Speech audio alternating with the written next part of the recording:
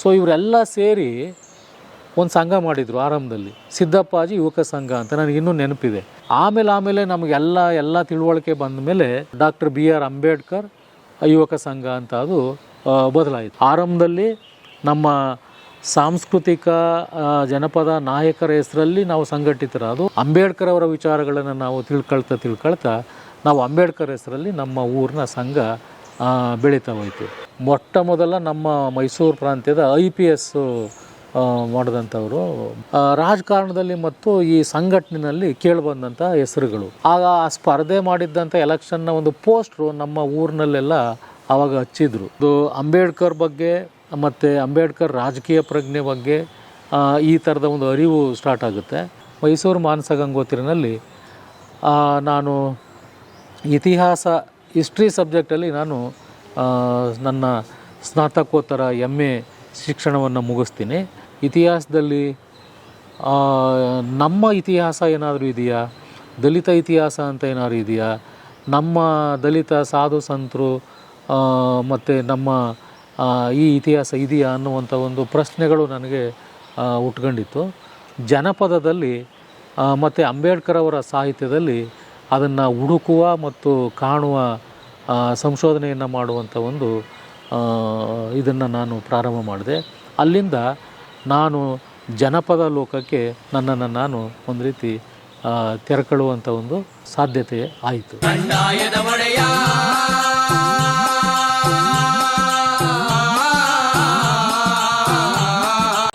ನಮ್ಮ ಸ್ಕೂಲಲ್ಲಿ 4ನೇ ಕ್ಲಾಸ್ವರೆಗೆ ನನ್ನ ವಿದ್ಯಾಭ್ಯಾಸ ಆಯಿತು. ಆಮೇಲೆ 4ನೇ ಕ್ಲಾಸ್ ನಂತರ ನಾವು ಕೊಳ್ಳೇಗಾಲಕ್ಕೆ ಅನಿವಾರ್ಯವಾಗಿ ಬರಬೇಕಾಯಿತು. ಕೊಳ್ಳೇಗಾಲದಲ್ಲಿ ನ್ಯಾಷನಲ್ ಹಿರಿಯ ಪ್ರೌಢಶಾಲೆ ಅಂತ ಕರಿತೀವಿ, ಇವತ್ತಿಗೂ ಕೂಡ ಇದೆ. ಅದು ಸರ್ಕಾರಿ ಹಿರಿಯ ಪ್ರೌಢಶಾಲೆ ಅನ್ನುವಂಥದ್ದು. ಅಲ್ಲಿ 5ನೇ ಕ್ಲಾಸ್ಗೆ ನಾವು ಕೊಳ್ಳೇಗಾಲಕ್ಕೆ ಬರಬೇಕಾಯಿತು. ಸೊ 5ನೇ ಕ್ಲಾಸ್ಗೆ ಕೊಳ್ಳೇಗಾಲಕ್ಕೆ ಬರೋಕ್ಕೆ ಪ್ರಾರಂಭ ಆದಮೇಲೆ ಒಂದು ಸ್ವಲ್ಪ ನಾವು ಸಿಟಿಗೆ ಬಂದು ನಗರಕ್ಕೆ ಬಂದು ಮಾಡಿ ಹೋಗೋವಂಥದ್ದು ಆಯಿತು.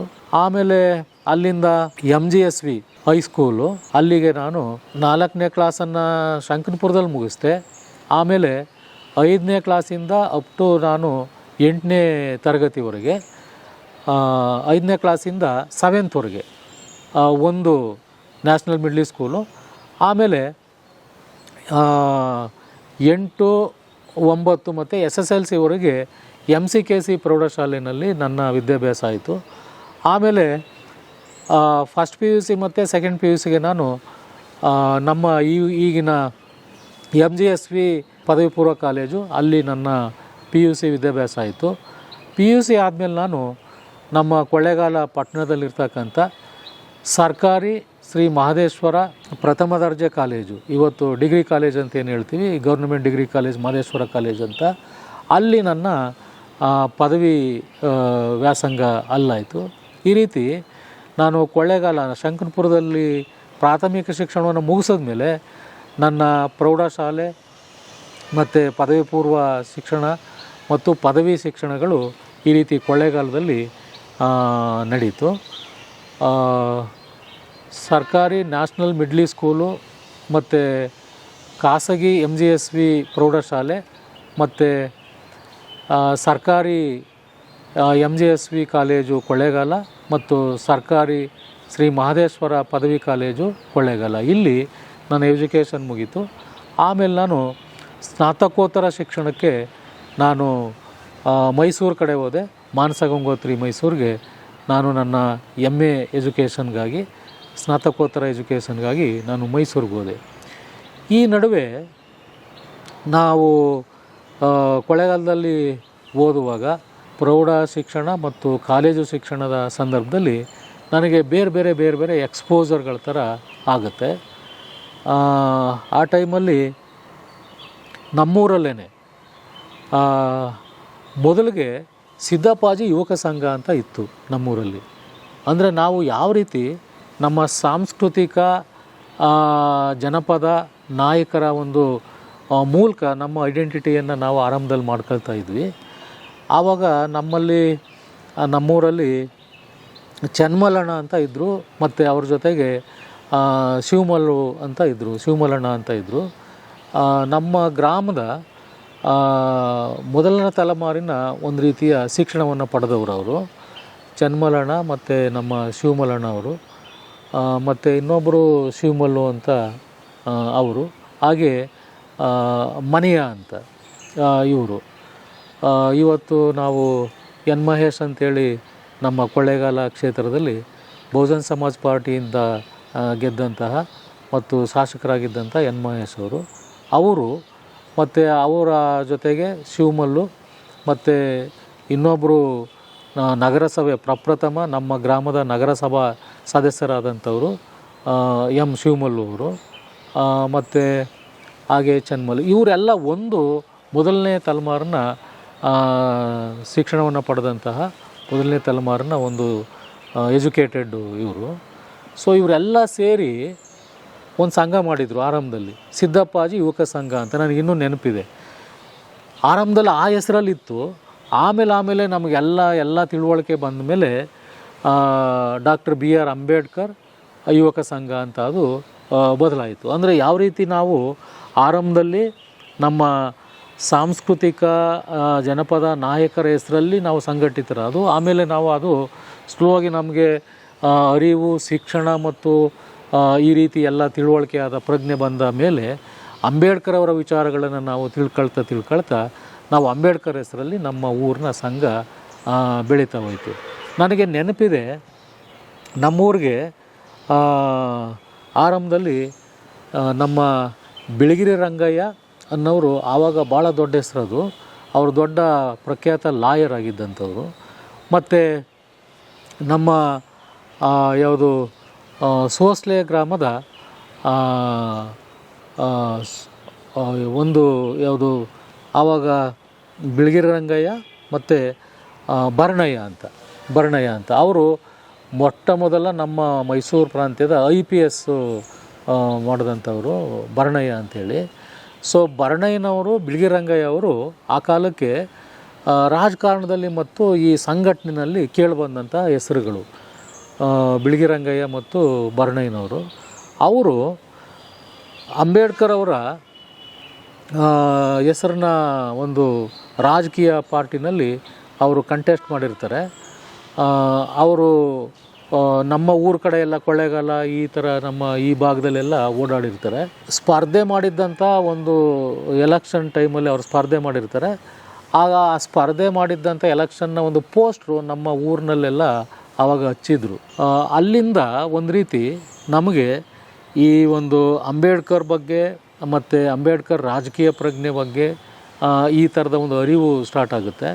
ಒಂದು ನಮ್ಮ ಅಂಬೇಡ್ಕರ್ ಸಂಘ ಮತ್ತು ಈ ಥರದ ಹೊರಗಡೆಯಿಂದ ಬಂದಂಥ ಕೆಲವು ಲೀಡರ್ಸ್ಗಳು ಹೇಳ್ತಾ ಇದ್ದಂಥದ್ದು ಮತ್ತು ಆವಾಗ ನಡೀತಿದ್ದ ಪ್ರಚಾರಗಳು, ಹೀಗೆ ಇದು ಸ್ಟಾರ್ಟ್ ಆಗುತ್ತೆ. ಮತ್ತು ನಾನು ಕಾಲೇಜಲ್ಲಿ ಓದ್ತಾ ಮತ್ತು ಆಮೇಲೆ ನಾನು PG ಮಾಡೋದಕ್ಕೆ ಮೈಸೂರಿಗೆ ಹೋದ್ಮೇಲೆ ನಮಗೆ ನಮ್ಮದೇ ಆದಂತಹ ದಲಿತ ಸಂಘಟನೆಗಳು, ದಲಿತ ಸಂಘರ್ಷ ಸಮಿತಿ, ದಲಿತ ಸಾಹಿತ್ಯ ಅನ್ನುವಂಥ ವಿಚಾರಗಳು ಇವೆಲ್ಲವೂ ಕೂಡ ನನಗೆ ಅಲ್ಲಿ ಸಂಪರ್ಕ ಆಗ್ತಾ ಒಂದು ರೀತಿಯಾಗಿ ಅಂಬೇಡ್ಕರ್ ಅವರ ವಾಲ್ಯೂಮ್ಗಳನ್ನು ನಾವು ವಿಚಾರಗಳನ್ನು ಓದೋದು ಮತ್ತು ಆ ಮೂಲಕ ದಲಿತ ಚಳುವಳಿಗೆ ನಾವು ಪ್ರವೇಶವನ್ನು ಪಡ್ಕೊಂಡಿದ್ದು.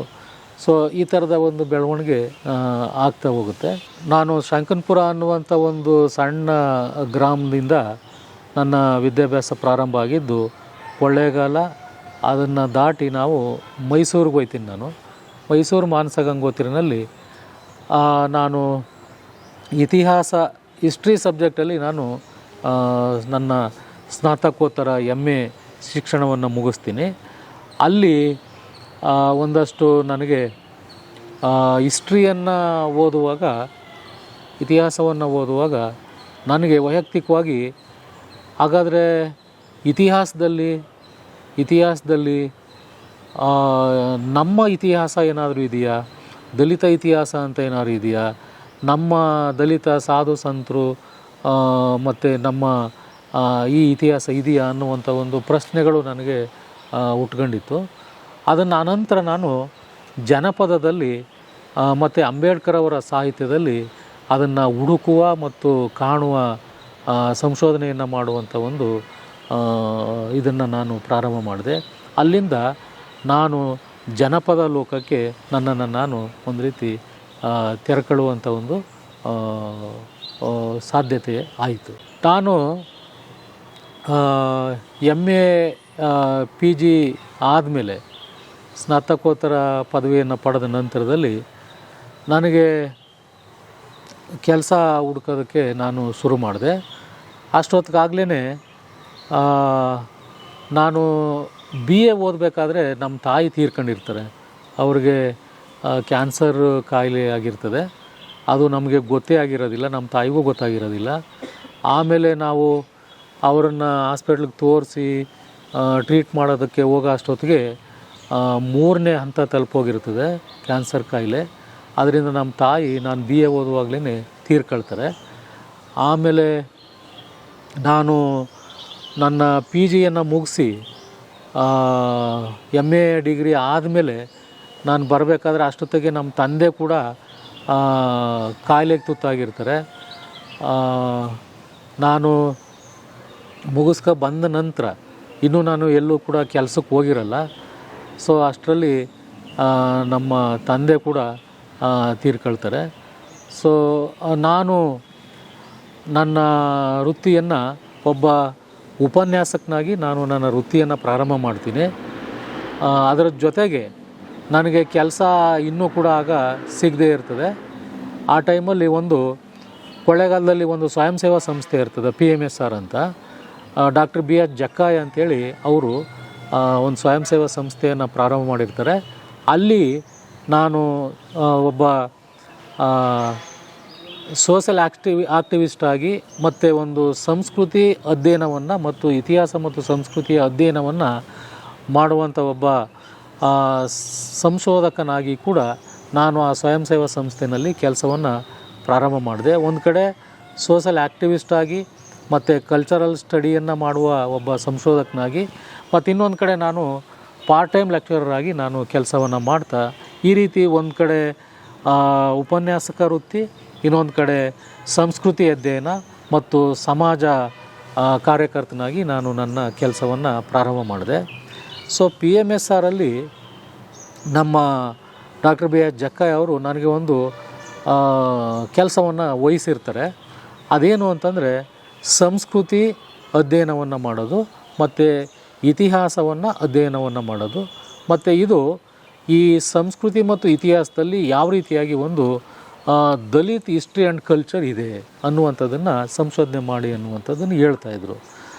ಆ ನಿಟ್ಟಿನಲ್ಲಿ ನಾನು ಅಧ್ಯಯನವನ್ನು ಮಾಡೋದಕ್ಕೆ ಹೋದಾಗ, ಮತ್ತು ನಾನು ಇತಿಹಾಸದ ಪ್ರಾಧ್ಯಾಪಕನಾಗಿ ಕೂಡ ಹಿಸ್ಟ್ರಿಯನ್ನು ನಾನು ಕಾಲೇಜಲ್ಲಿ ಟೀಚ್ ಮಾಡ್ತಾ ಇರುವಾಗ ಭಾರತದ ಇತಿಹಾಸದಲ್ಲಿ ಅಥವಾ ಕರ್ನಾಟಕದ ಇತಿಹಾಸದಲ್ಲಿ ದಲಿತ ಇತಿಹಾಸ ಮತ್ತು ಸಂಸ್ಕೃತಿ ಹೇಗಿದೆ ಅನ್ನೋದನ್ನು ಸ್ಟಡಿ ಮಾಡ್ತಾ ಅಂಬೇಡ್ಕರ್ ಅವರ ಬರಹಗಳು ಮತ್ತು ಭಾಷಣಗಳು ಅನ್ನುವಂಥ ಅವರ ಒಂದು ಸಾಹಿತ್ಯದಲ್ಲೂ ಕೂಡ ದಲಿತ ಇತಿಹಾಸ ಮತ್ತು ದಲಿತ ಸಂಸ್ಕೃತಿ ಯಾವ ಥರ ಇದೆ ಅನ್ನೋದನ್ನು ಅಂಬೇಡ್ಕರ್ ಅವರು ಕೂಡ ಅದನ್ನು ಹೇಳ್ತಾರೆ. ಸೊ ಇಂಡಿಯನ್ ಹಿಸ್ಟ್ರಿ ಅಂತಂದರೆ ಏನು ಅನ್ನೋದನ್ನು ಕೂಡ ಅಂಬೇಡ್ಕರ್ ಅವರು ನಮಗೆ ಅವರ ಸಾಹಿತ್ಯದಲ್ಲಿ ಮತ್ತು ಅವರ ವಿಚಾರಗಳಲ್ಲಿ ಭಾಷಣಗಳಲ್ಲಿ ಹೇಳ್ತಾರೆ.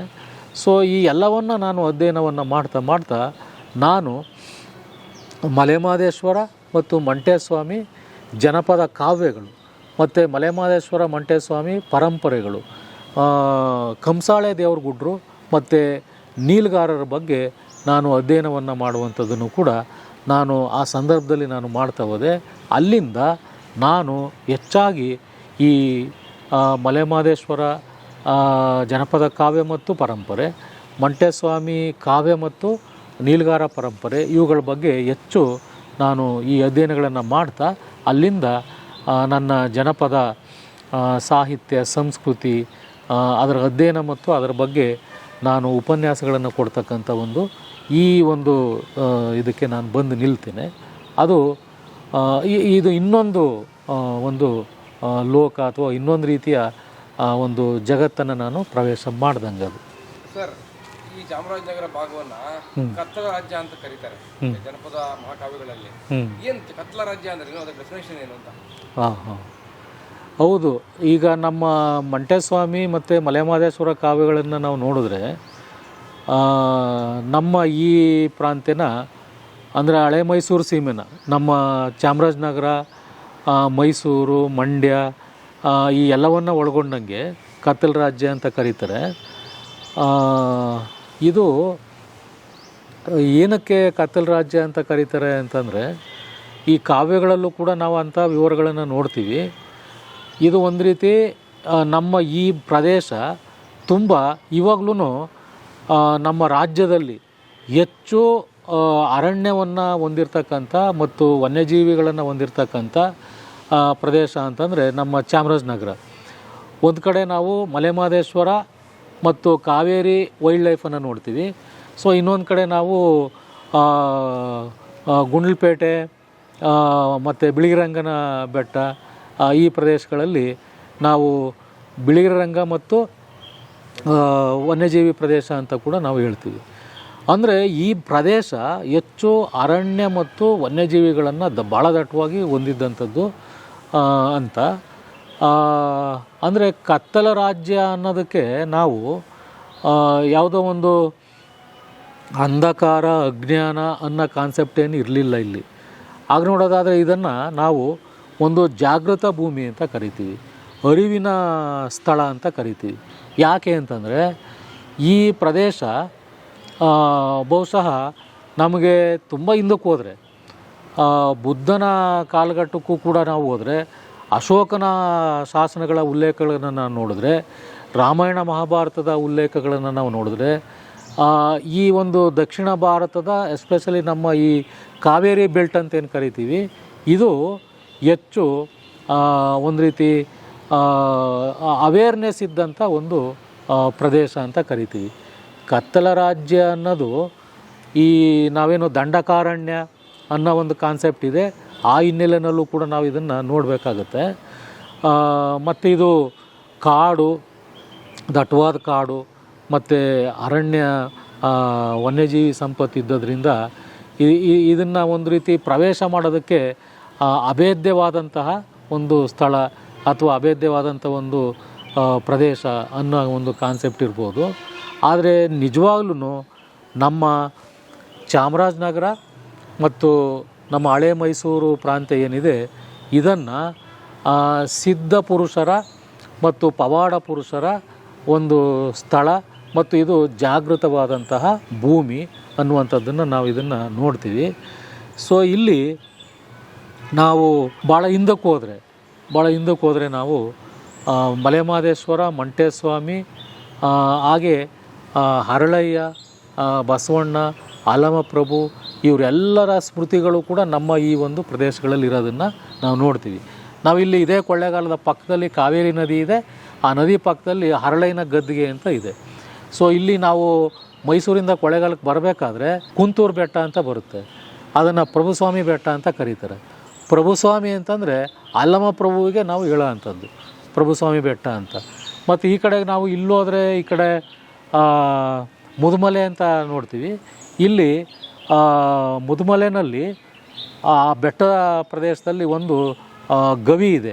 ಆ ಗವಿನಲ್ಲಿ ಅಲ್ಲಿ ಬಸವಣ್ಣನ ಸ್ಮೃತಿಗಳಿರೋದನ್ನು ನಾವು ನೋಡ್ತೀವಿ.